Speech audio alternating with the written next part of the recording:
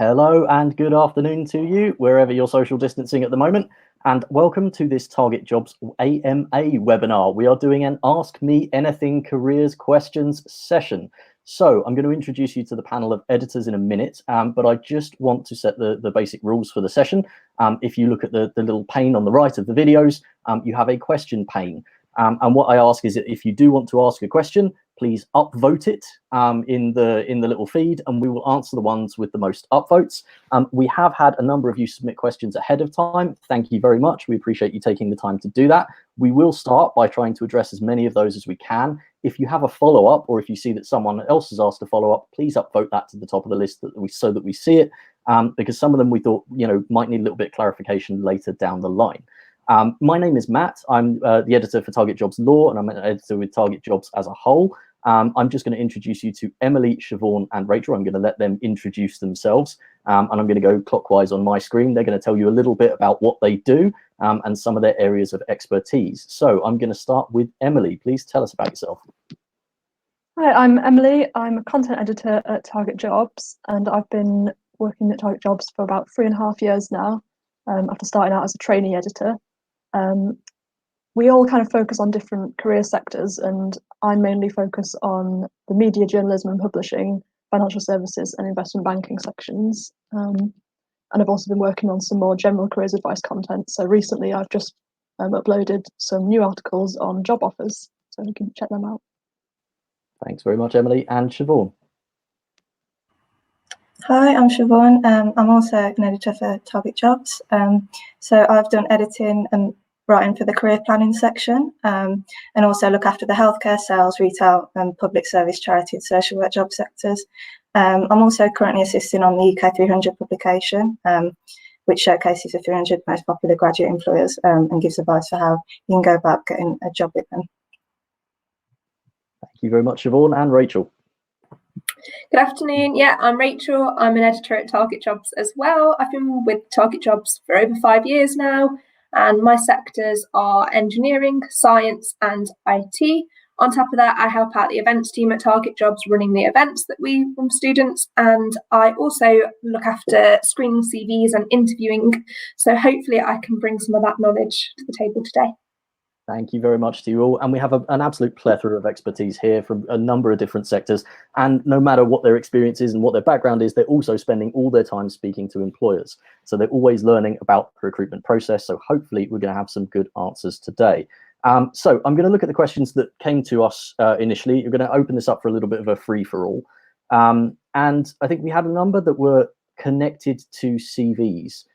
So I'm just going to, so it's basically how to write a CV. I'd like to ask about how to do a CV. I'd like help with writing a CV, all these sorts of things, as well as one on what does a good psychology CV look like.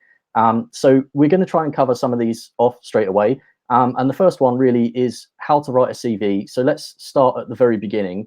And where you would, back in the old days, we used to say you have a photo and an age on there. I think that's no longer considered appropriate because of ageism and things like that. You don't need to include your photo and your age on a CV if that wasn't clear. You normally start with a personal statement. So I'd just like to get everybody's views at the moment on personal statements. Good, bad, what should be in them? How long should they be? Who wants to go first? I can begin. Me personally, I'm not a fan of personal statements.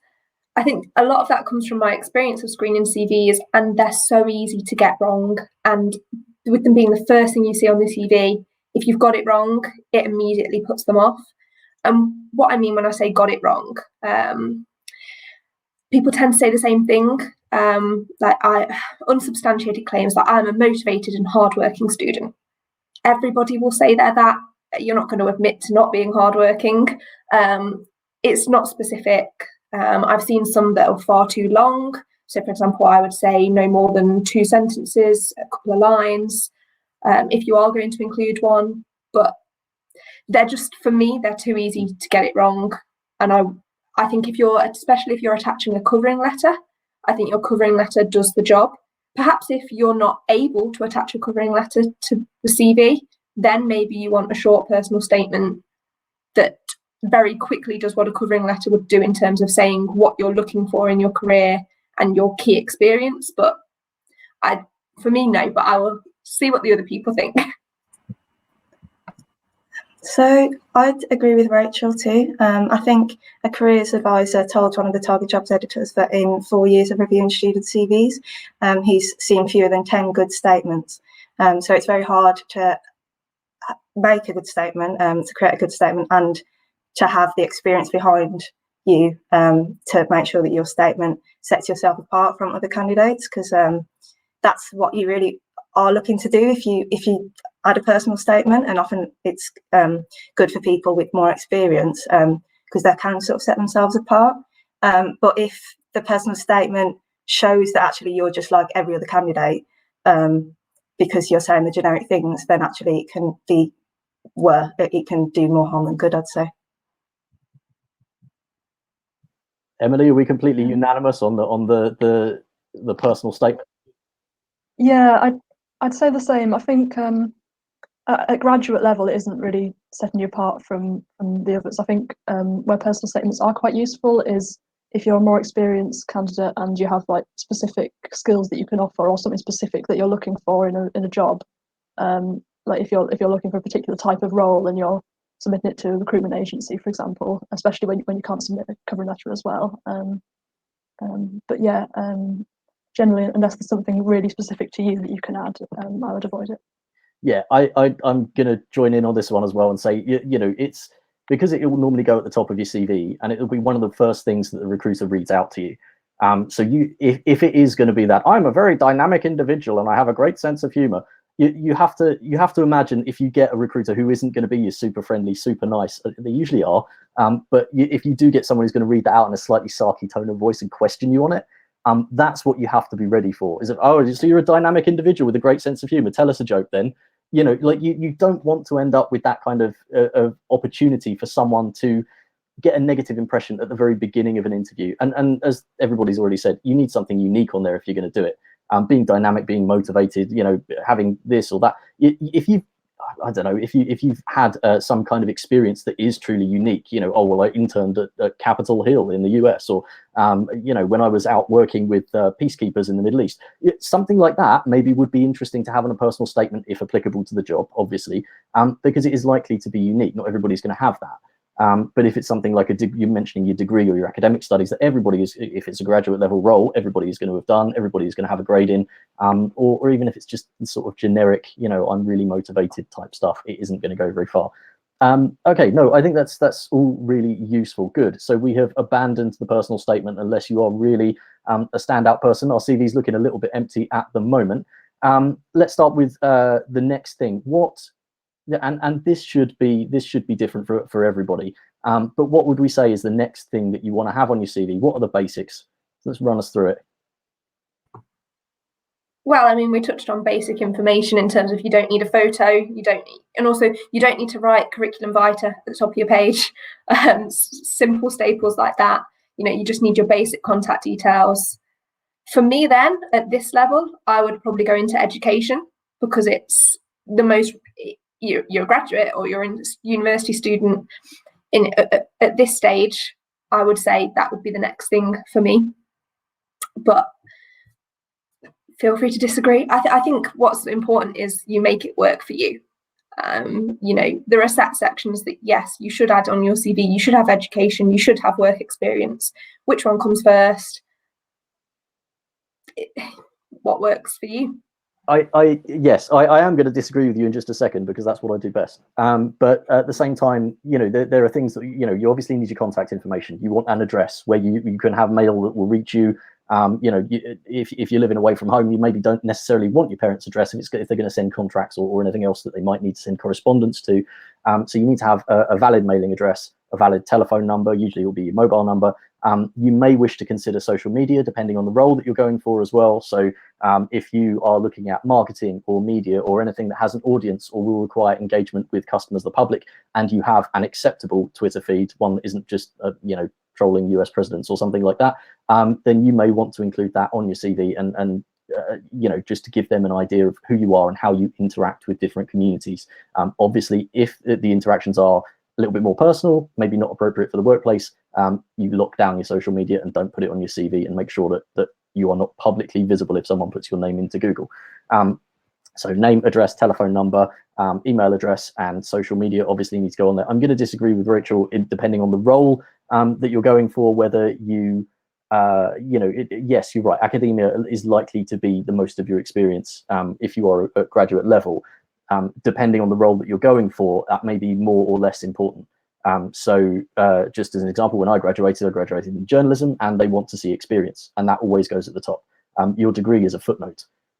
It always has been throughout my career. You always have to have, well, I was doing articles, even if they were, the experience wasn't necessarily paid, and I still think that that's less valuable than being paid for your writing, but it would always be the experience that would go at the top. And there are different careers that will value different things. You have to assume that many candidates are going to have a degree of the same level of yours, because there'd probably be a minimum threshold you need to apply for the job. So it may be that your experience stands out a little bit more, but as we've established, depends on the role that you're going for. Emily, Siobhan, what about you? What would you have at the tops of CVs, depending on what sector you're talking about? I did have some thoughts on sort of the work experience section in particular, because it is kind of up to you whether you split it into work experience that's really relevant to the sector you're going for, and then sort of more general work experience, so that the most relevant work experience stands out. Another thing is that if you can't fit it all on the 2 pages of your CV, because it should be no more than 2 pages, then it's really good to just select what's most relevant to the role, or rather what most demonstrates the skills you need for the role, because that might not be the same sector. So sort of think about that when you're putting the work experience together. You don't necessarily have to include everything. Yeah, and I think that's really a key point, is making sure that it stands out as well. Like, obviously, if you're going to do it in chronological order, but you have some bits of work experience that are more relevant than others, make them longer, make them bigger, bold them up, Exactly, yeah. them stand out. You still may have to follow that chronological order, but it may be, assuming you were going for an engineering job or something like that, you've got a couple of engineering work experiences, which you've got a couple of paragraphs about, but you've just got one line explaining that you were doing some part-time work at a supermarket or some part-time work somewhere else. So yeah, I think that's a really, really good point. Siobhan, anything you'd like to add to that?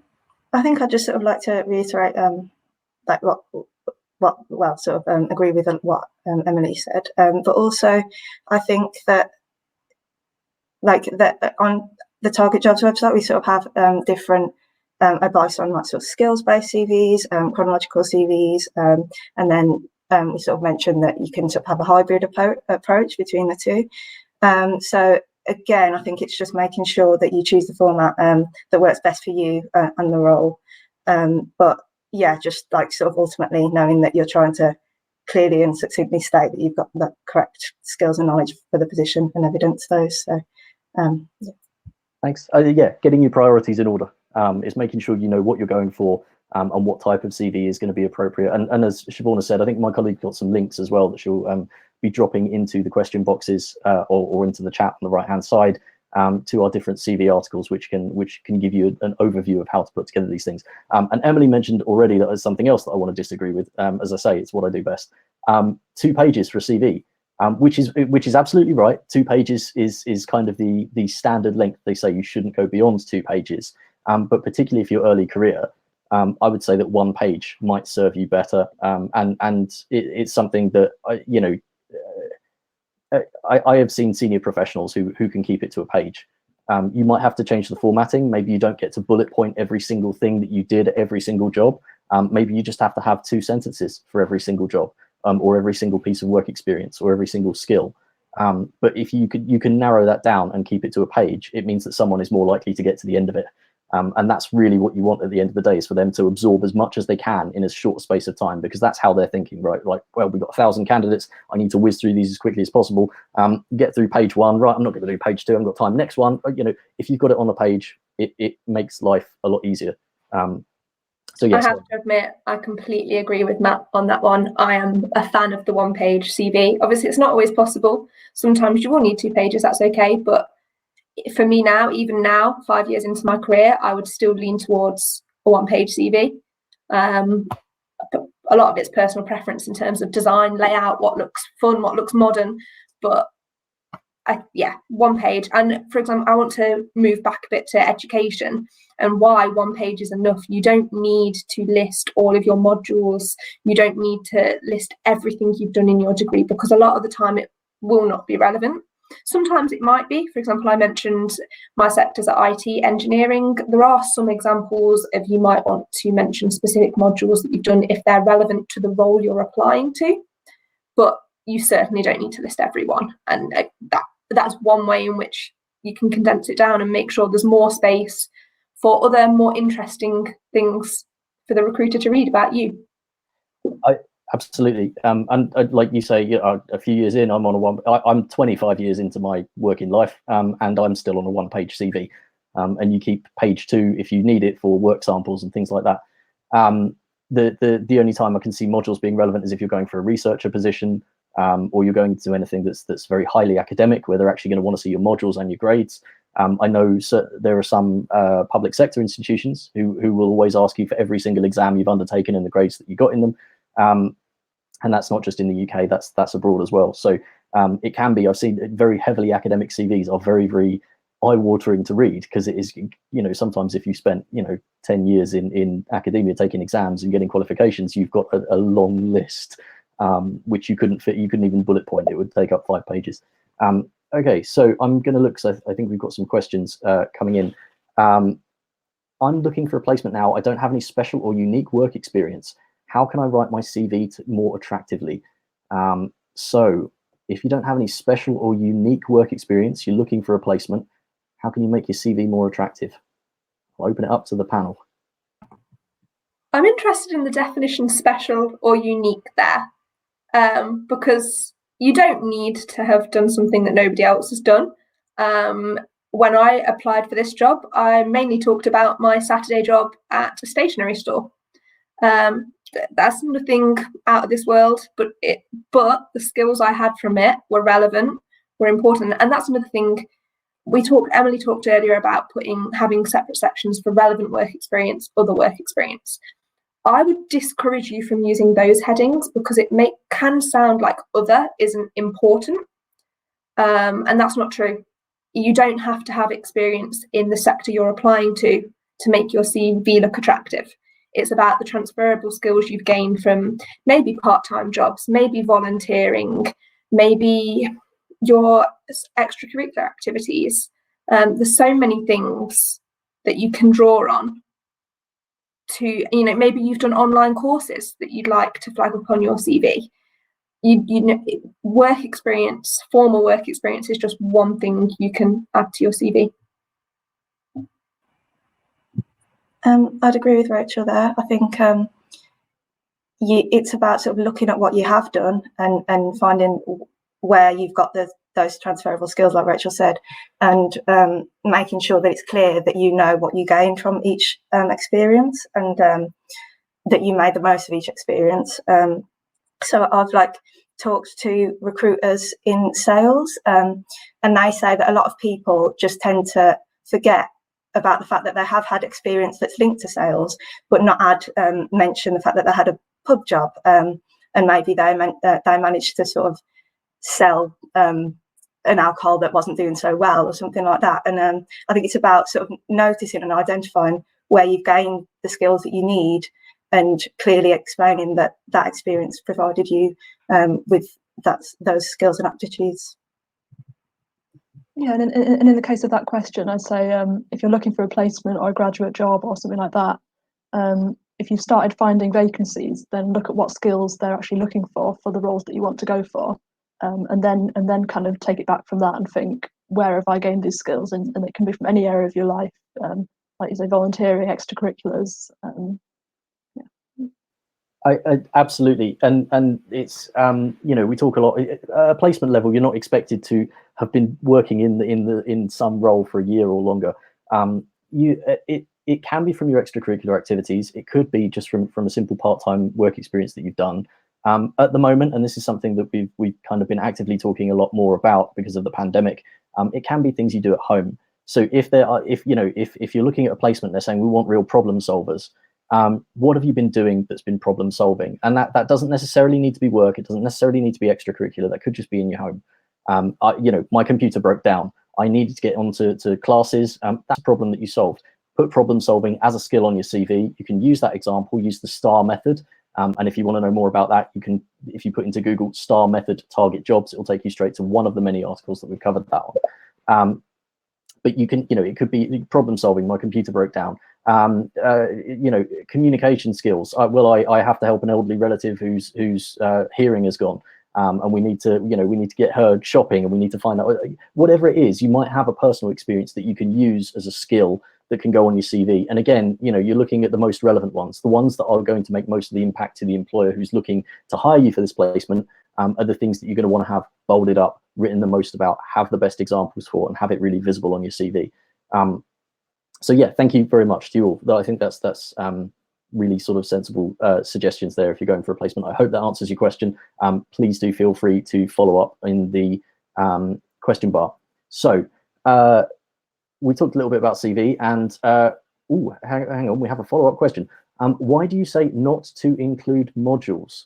And I think, Rachel, were you the culprit on not including? Yes, so it is only fair that I answer this one.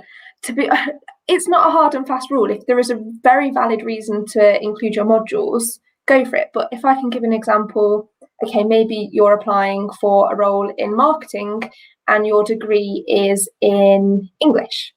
They are not necessarily going to need to know that you studied Chaucer, Shakespeare, the Romantics. They don't need to know all of that. What they would be more interested in is perhaps some, maybe you've been volunteering marketing for one of the societies you're with your university. So I would say there are better things that you can include in your CV in that instance, for example, and there are other instances like it. Like I said, there may be a very valid reason why you want to include your modules, but it's something to consider when you're writing your CV. Do you need to include them all? Is that what the recruiter's going to be most interested in? Or are you better off using the space for other things? Yeah, absolutely. And particularly when you can have electives and things like that, you may have a collection of university modules. You're applying for an engineering role, you have an engineering degree, but half of your modules you've decided to take an elective in psychology, and you've decided to take an elective in philosophy, and maybe one in German, or they're not all necessarily relevant. You don't need to clutter your CV. It'll just take up space that you could be using for something else that might be more appealing. Exactly. And even if your degree is relevant to the role, you might have studied a mechanical engineering degree and you're applying to a mechanical engineering graduate scheme, but the recruiter in that case will understand the sorts of modules you've studied. They will know that you're a credible candidate for this job based on your degree. So they don't really need to know necessarily, unless you've particularly, perhaps if you're applying to an automotive employer and you've studied a module that's very relevant to that, then yes, maybe you want to highlight that. Exactly. And just I want to just cover this off because I think it's one of the last bits that we had about CVs. Let me just we'll come back to some of these, but I just wanted to address one that we had that came through on our pre-submitted questions, and it's one that's a little bit of a tricky one, and this came up at one of the universities when we were doing another webinar in the past. And it's the question that came to us was, what does a good psychology CV look like? So normally we keep these broadly useful, and I hope that this will be broadly useful. So I love psychology as a subject, and I came out of school with an A-level in psychology as well. And I was the same thing. I was looking around for jobs, like, well, I need to get psychology going somehow. You shouldn't have the CV tailored to the subject that you're studying. You have the CV tailored to the job. So if you are looking to become the next Stanley Milgram, and you're looking to be, falsely electrocuting people behind closed screens, or as part of a study and a research thing, you're going for a researcher role. And if you're going for a researcher role, it's likely to be highly academic. So if in this example, if it was psychology, you would want your exams on there. You would want your academics. You would want any practical studies that you've done while you're at university. You would want to provide as much information about your academic suitability for research as you can, assuming that you're going strictly for a research role. If you have studied psychology, chances are you might be more at home, or you may have more demand. There may be more open roles to go into human resources or something like that, in which case they would want more with your working with people, your understanding of workplaces, things like that. So that, maybe that will be work experiences that will need to go higher up above your academia. So that's two different already. You've got your academic side if you want to become a researcher, and you've got the kind of the HR, the practical work experience side if you're going into that. And there may even be, there are a lot of opening for psychologists roles that will be to do with the prison service or the public sector. So maybe you will want more volunteering. Maybe you will want more, kind of showing that you have been interacting with communities, that you understand some of the challenges that people face, and maybe that will take more of a pride of place on your CV. So the answer to that question, because it came into us, and I thought it was a really interesting one, is you're not tailoring your CV to the subject. You are tailoring your CV to the job, and that will determine how you're going to structure it and what you've got that you can use to do it. So I hope that's helpful. If you do want to follow up, please feel free to follow up, but there's no easy answer. It's going to be a very personal thing, depending on what you've studied, how far along you are with your studies, and where you're intending to go later down the line, because you may not immediately jump straight into a researcher role having finished a bachelor's degree, for example. You may need to take it to the next level and the next level and the next level before it becomes open to you, and it will be very competitive because the number of roles are very small. So it's just something to think about, and I hope that helps. So I will just refer over to our question feed. So what if a company needs 3 years experience relating to the job? Could I use courses on LinkedIn that I've undertaken? What do we think? Can you use courses that you've undertaken on LinkedIn as if you need 3 years of experience relating to the job? Be brave. Someone be brave. Matt, feel free to argue with me on this one, because I have to admit this isn't one that I would say, right, this is the black and white only answer. My instinct, if they're asking for 3 years experience, would be no, you would probably need more experience than courses on LinkedIn. If you're in doubt, you can always contact the employer and ask, and initiate a conversation with them about what you do offer. And at least if they don't think you're suitable for that vacancy, they may be able to suggest alternatives, or they'll probably be impressed by how proactive you are and want to keep in touch. But my instinct, correct me Matt if you disagree, would be no, for 3 years experience you'll be looking at, you need more than the LinkedIn courses. Emily, sorry, did you want to? Yeah, I'd say likewise, it probably wouldn't count towards 3 years work experience, but I would definitely mention LinkedIn learning courses and any other online courses you've done. That goes back to what we were saying about CVs. It's worth listing them on your CV if you've got space, particularly if they're relevant to the job and there's something that you'd be happy to talk about at an interview, then that's definitely worth mentioning. And also during lockdown as well, if you've not been able to get any other work experience during that time, and no one would blame you, but if you have managed to do online courses, then that's really great to mention. I think definitely get the online courses on there if they're relevant to the job. Obviously, if you, as long as it is connected to the topic, there's no problem. I would say if you're looking at something that's requiring 3 years experience, that isn't an entry-level role. That's maybe a next step job. There's nothing to stop you from applying for it and trying your luck, and trying to convince the recruiter that actually you've really got what it takes, even though you haven't got 3 years experience. There's nothing to stop you from doing that. But I would not be holding out super high hopes that you were going to get that straight off the bat. That's the sort of thing where it sounds like you needed to have been in a workplace somewhere. So if you're still at the stage where you're just building up placements, internships, work experience, you need to get that a first job for 2 or 3 years before you're then going to be in a better position to go for that. So I hope that hasn't crushed your dreams too much, but definitely give it a try if you can. But yeah, that sounds like a next step job to me. So I want to move on because we've got a little bit of limited time, and another common question that's come up, and I've seen that this has come up in the question feed as well, is how to approach or find companies for a job or for a placement, and there are a number of different ways that we can approach this. So I think we've got some specific examples that are coming into the question feed. So let's start with just the general how to approach a company, whether it's for work or whether it's for a placement. How do you start that conversation? Who would like to go first? You had a funny beep there. Yeah. Okay. I can go if you want me to. I just don't want to always jump in first, but I can go. So I think here there's an important comment first in terms of a lot of the bigger companies will directly advertise their work experience. So I think the first step is to see if they are one of those, what companies are out there that are offering formal work experience, and you can find them through job boards like TARGETjobs. That's your first step. Go on our internship search, see what comes up. But I think if there's not an advertised role that you're interested in, then you can. That's not the only option. And also, like I say, they're the big companies. So there are a lot of smaller companies who don't formally advertise their jobs as much or as widely because they possibly don't have the budget. So how do you find those companies? Well, for a start, your university career service can really help you, especially when it comes to looking for local companies that are close to your university or even your hometown. And just good old online research, Google, LinkedIn. LinkedIn is really important.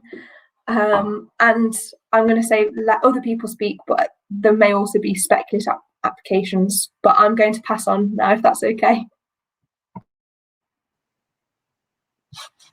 So yeah, I'd agree with Rachel for that. And when it comes to speculative applications, like Rachel said, often it might be the sort of smaller organisations that you might have to apply speculatively.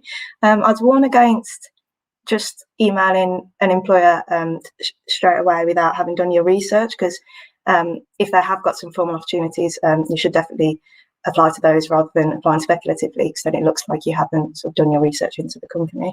But when you're applying speculatively, I'd say try to treat it as if you're applying for a formal opportunity. So try to add your CV, tailor your CV to the employer at least, and then use what you write on the email as a sort of covering letter. That's my sort of thoughts on it. But if anyone disagrees on that, then definitely mention. And also, I think it might be a good idea to show, like, obviously during on the email, be polite and professional. And at the moment, because obviously it's difficult because of the pandemic, just acknowledging that, saying that, just showing that you're aware that it might be difficult at the moment because of the pandemic, might just like sort of show that you're sort of personable and have considered the employer. Yeah, I'd echo what Rachel and Siobhan said. But yeah, I'd also say just because you can apply to pretty much any company speculatively that's not already advertising vacancies, doesn't mean that you should apply to everyone. Be a bit selective about who you choose. I think about whether you'd enjoy working there or whether it might suit you. Obviously, you don't really know until you've tried, especially if you just want like a week of work experience to try it out. But you have much more chance of being successful if you can say, look, I've looked into this company, it sounds really interesting, and how it suits your interests. And then it also means you can put a bit more effort into each application rather than sort of the fewer you apply to, the more quality you can put into it. So that will help you. That's definitely true. The more time you have on each application, the better it will be. I just want to clarify something, because I don't think we kind of explained what a speculative application is. And I'm sure you're all aware of that, but just for the benefit of anybody who isn't, that's just when you reach out to a company that isn't advertising for jobs. You send them a personal communication explaining that you are looking for work and asking if that they might be willing to hire or keep you in mind for the future. So that's what a speculative application is. And obviously things are a little bit difficult at the moment.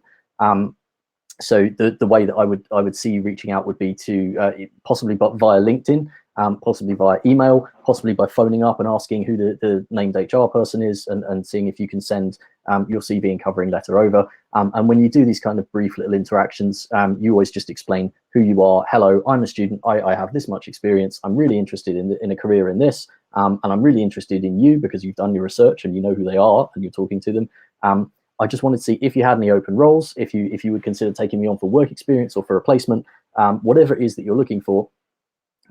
And then you would launch into what would be a traditional covering letter and attach your CV to go with that. So it's just making that kind of first contact to say, look, I know that you're not openly advertising at the moment, but hey, would you keep me in mind? Would you let me know if any roles become available? If not, could I just say, look, would you be willing to take me on for work experience? And obviously, you know, it's you have to weigh up as well. Some places will do unpaid work experience, some will do paid work experience, and there is a legal definition as to what you should and shouldn't be paid for.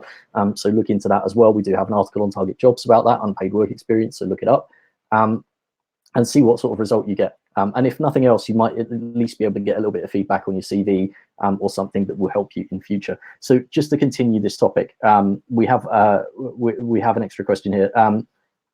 So I'm just starting at the top. I'm gonna come down because we've got a slightly more niche one afterwards that I think we need to address. How do I approach a company for paid work rather than voluntary work for my placement year? How do I bring up the conversation? Now this is a tricky one. Who shall I put into the fire for this one? Emily, I'm gonna start with you. How do you start the conversation about voluntary and paid work experience?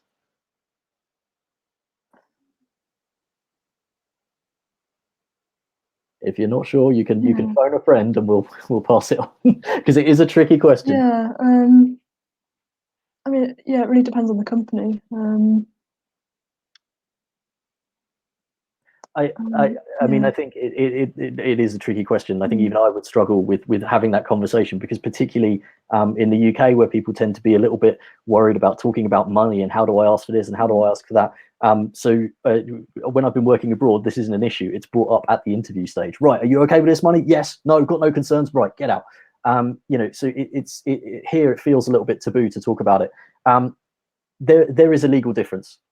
So if somebody is saying this is a volunteering position, then you know that it should only last for a certain amount of time, and you know that it should only put you into certain roles. So if you want to say, actually, I feel that this is paid work experience, look it up. You can look up the rules on what does and doesn't constitute paid work experience. You know, even I think even the Conservative Party had this problem, didn't they? They classed it all as volunteering, and they had people working their socks off for months doing admin work. You can look up the definitions, and you can try to make the case just based on what you know about employment, and really do, you know, get it checked over by someone who's in the know. Take it to your careers service if you have access to your careers service, and talk it through with them, because if they are bringing you in to do work, and they are you know a money making entity. And you are going to be there for an extended period of time. You know, if it's a few days and it's volunteering, and you may want to do it because it will look good on the CV. But if it's if it's going to be a longer placement where you're going to be doing actual work that is going to be generating money for someone, then you need to politely say, look, I really want to do this experience with you. But you know, I understand that this is real work, and this is the definition that I've taken from gov.uk. And I think this would, you know, I can't really afford to do it unless this is a paid placement. And looking at the criteria, I think this is a paid placement. Would you consider taking me on as a paid work experience rather than as a volunteer? I think that is probably the way to go about it. Is don't be shy. Remember that there is a definition, that there is a difference, and try to make the point that you are being excluded. Because if you cannot afford to work for free for any length of time, you are at a disadvantage. You know, it's something that happens in an awful lot of industries, and I've mentioned journalism before is terrible for this. You will get people, and I'm not going to name any names, but you will be writing front page stories and not getting paid for it. And you'll be doing this for as long as you can possibly do it because you need that experience. There are some industries that are terrible for it, and you can fight the good fight all you want, but all it will mean is you probably don't get the placement over someone who is willing to do it for free. And it's a terrible situation. It's absolutely wrong. But you can challenge it. You just need to be very sensible, be very polite about it, and make the case as to why you feel it's a paid placement. Either it meets the criteria, or it is putting you at a personal disadvantage. And I realize that was a really tricky question. I'm sorry for dropping that bomb on you, Emily, but we had all right. So I think we will move on. We've got another one. Is there any are there any platforms that help artists to find jobs, such as illustrator, painter, and storyteller? In other words, how can I find a cooperative job with other artists? Is the process the same as finding other jobs like engineering?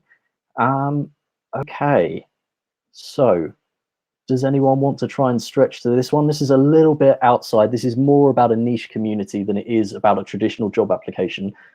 Does anyone have anything they'd like to add, or do they want to direct me to try and tackle this one? I am happy for you to tackle, Matt, because my answer would be no, the process is going to be different to finding a job in engineering. It's probably going to be much more portfolio based for one. Yeah. But it is not my area of expertise, I'm afraid.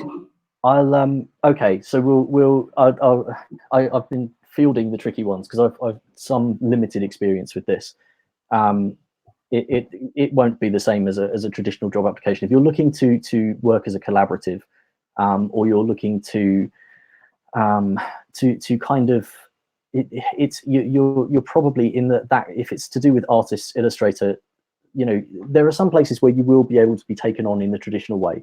If they are looking for someone who is an illustrator who will, and again, it will be the same process as any job application. You'll need a CV. You'll need to say that you have skills with it. When you say illustrator, maybe you're doing it on a Bamboo tablet, or maybe you're doing it on Adobe Illustrator or something like that. And it might be more of a graphic design focused role, and that will have a very standard application process, a very standard career progression. If you're looking to work with other artists, there are platforms out there. I can't name them because I'm not an artist myself, but I know there are a number that are available on social media and things like that. I can't guarantee that they are all going to be generating paid work, but you may be able to make contacts that way. So there are big forums. I don't know, is Deviantart still a thing? The website Deviantart used to be you get an awful lot of content creators that go on there and post things that they've done.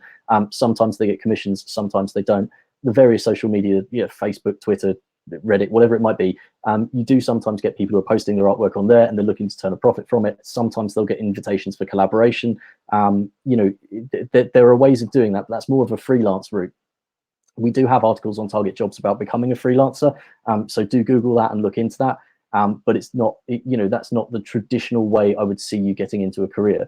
It would be easier to reach out, like we've just talked about, speculative applications, to find a small agency that is doing graphic design, and that may be illustration, art, whatever it might be. That might be a print shop, that might be a design agency, that might be some form of art gallery. I don't know. There are any number of places I would reach out, ask for work experience, start building up that network of contacts so that you can then move into the freelance world.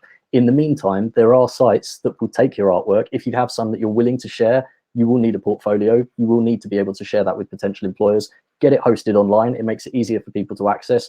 Just be aware of copyright and things like that, because as soon as something's online, not everybody is scrupulous enough to pay you for it.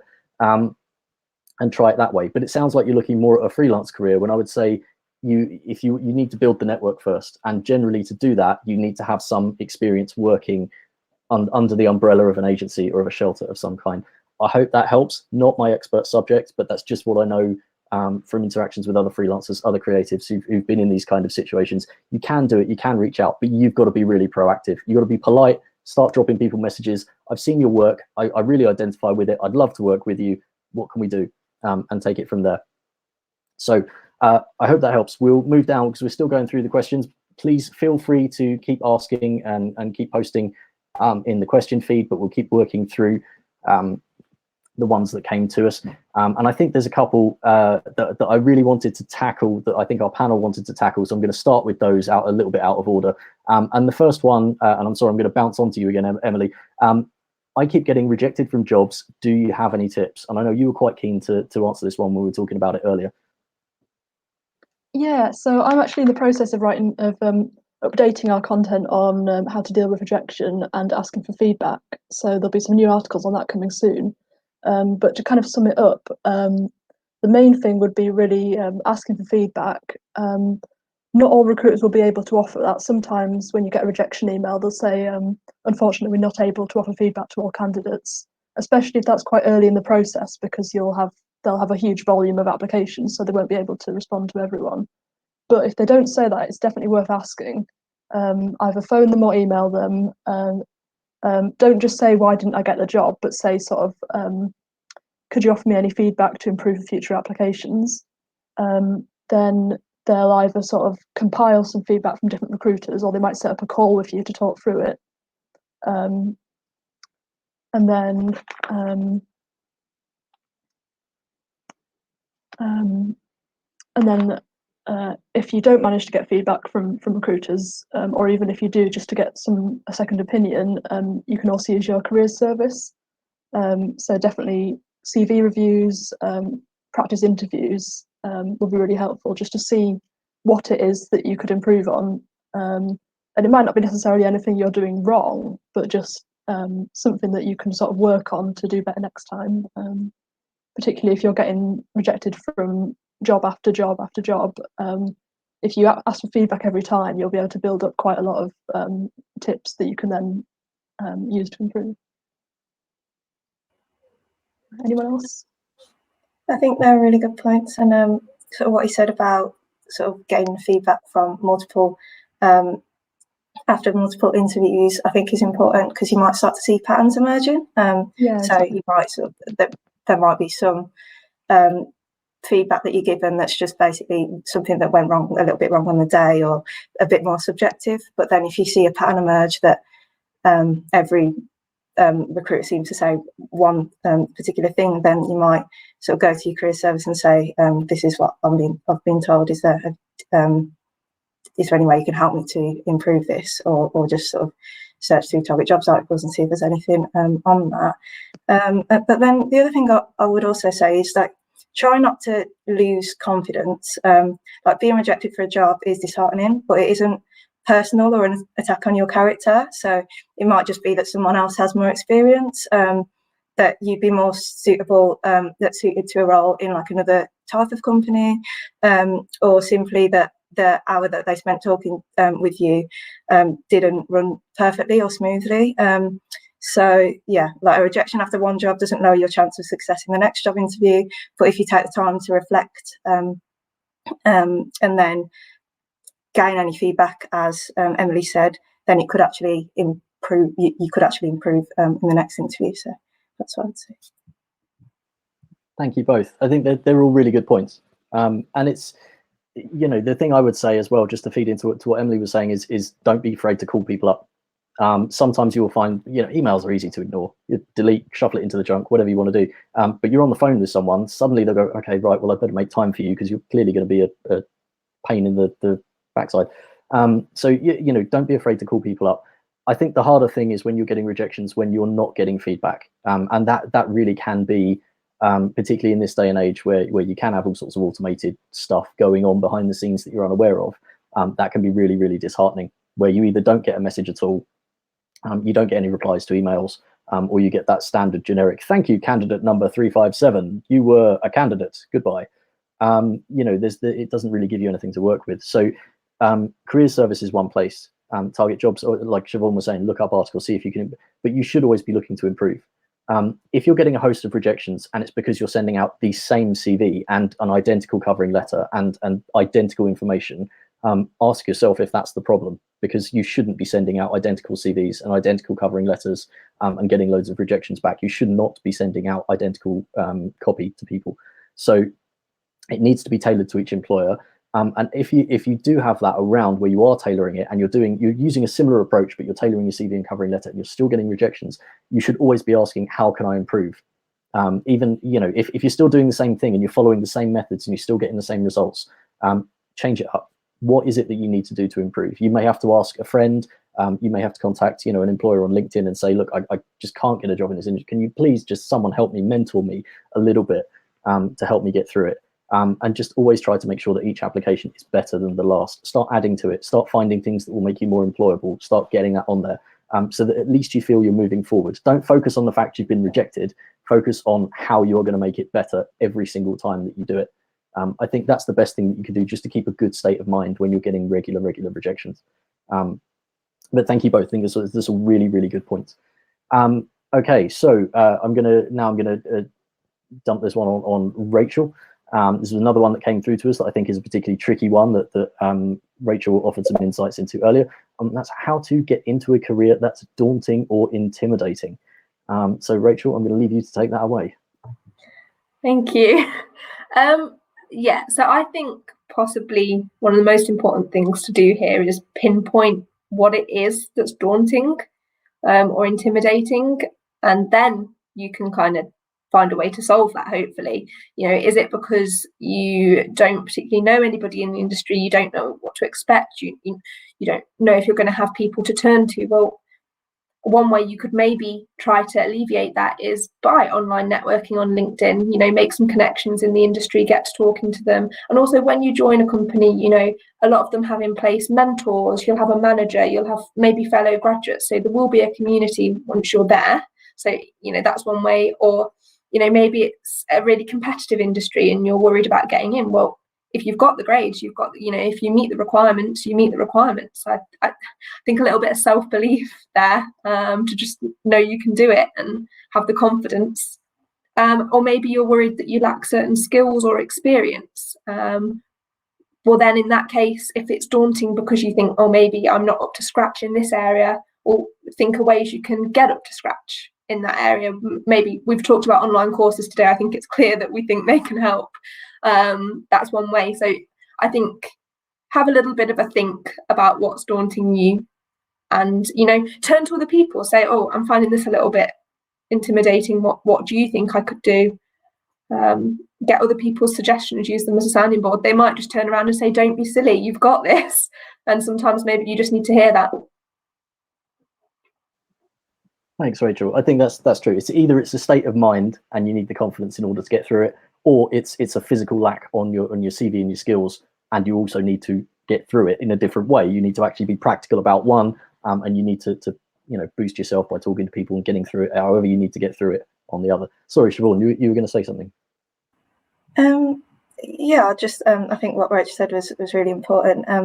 The only thing I was thinking was that if it's actually sort of the transition from university to career that you find daunting, to a full-time career, sort of remembering that employers are looking for potential in graduate candidates rather than the sort of already perfect candidate. If you spend so much time researching the career, your standards might be the sort of the top end of the career, or people who have had years of experience, but actually graduate employers will know that they're going to need to train you up, that you're going to get mentoring and things like that. So I think that's just to sort of reiterate the point that having some self-belief and some confidence, and knowing that you're not expected to be the perfect candidate now, is important. And not worrying about other people. I mean, that's another thing that can be daunting when it's competitive, is you constantly thinking, oh, how am I, you know, but there are so many, and everybody from my course is going for the, no, you worry about you and you worry about what you're doing, and take your confidence from that, not from you know, basically social media envy over applications and things like that. Okay, I want to just, I reckon we can just about touch on the last two questions that we had come in advance. And as always, please do feel free to keep submitting questions. We've had one that's come into the question feed, and this is linked to one that came in earlier. I'm an international master's student graduating in September. What advice can you give me to enable me to break into full-time, I'm assuming that should be full paid employment? And we also had one that came in before, which is how to get a job if you're outside the UK. Now, I'd actually volunteered when we were having our discussions before this to kind of tackle this one, as I'm a former expat of at least one other country. The process for applying for a job here, full-time paid employment, placement, whatever it might be, whether you are an international student, whether you are overseas, it should be absolutely the same. The difference you will be looking for as an international student will be whether they sponsor you for a visa. Assuming you need a visa, you know, there may be some exemptions depending on what sort of area of work you're going into. That is just an extra hoop you have to jump through. The things we've been saying about CVs and covering letters and approaching employers are all exactly the same, whether you are a you know, UK student or whether you are an international student. So all of that still holds up. You will go through the same application process. The extra hoop you need to jump through is that you will need to know whether they will sponsor you for an internship visa or a work visa, what type of visa you need, or whether there are other options that you have that you can provide for yourself. I'm not sure that there are. I don't know quite how it works in this country, and especially not since the last year. There've been all sorts of changes. So it really is, that is the extra thing. Other than that, you should just be, as valid as any other candidate. So try not to think about the fact, well, I'm an international student, am I going to be seen differently? It's whether they will sponsor you for a visa, and that to a certain degree will depend on what subject you're going into. Some more speciality subjects will be more likely bigger companies are more likely to provide sponsorship for visas because they're looking for any talent they can get, and they want it no matter where it comes from. Sometimes very specialist kind of fields, science, medicine, things like that, they will always look to provide visa sponsorship if they can and if they can afford to. But it's something that you may have to reach out if they don't state it explicitly on their website. Reach out to them, ask them how open they'd be to the idea. Again, as part of your covering letter and application process, you just need to make that jump, I think, before you do any serious work on an application, because there's no point in applying somewhere that absolutely point blank cannot provide you with employment. So I think that covers the kind of, if you're an international student, your application process should be the same. The criteria here, the criteria has to be the best person for the job. But it's whether they can provide you with any other kind of sort of administrative stuff that's required if you need to stay in the country. The one we had that came in and said how to get a job if you're outside the UK, you can absolutely apply for jobs while you're abroad.